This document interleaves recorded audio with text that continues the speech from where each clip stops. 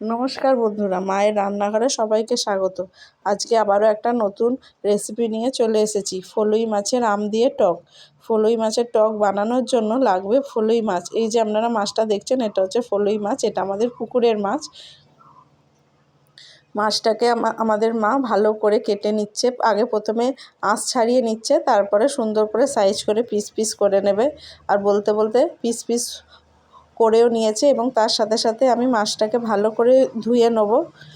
ধুয়ে নিয়ে রান্নার জন্য রেডি করব।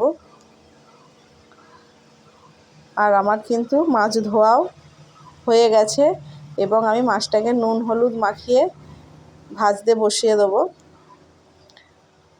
মাছটা এপিঠ ওপিঠ ভালো করে লাল করে ভাজবো। এবার মাছটাকে ভাজতে বসিয়ে আমি টকের মেন প্রধান যে উপকরণ কালো সর্ষে, সেই সর্ষেটাকে আমি ভালো করে বেটে নেব।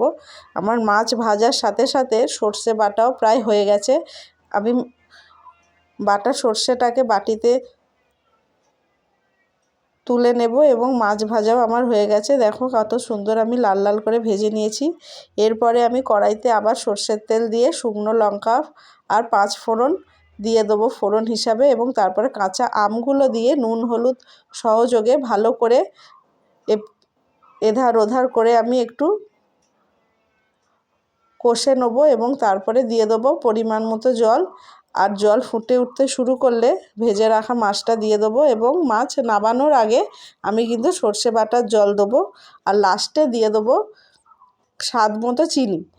টক আমার প্রায় হয়ে গেছে, তাই আমি একটু নামানোর আগে কাঁচা তেল দিয়ে দিলাম।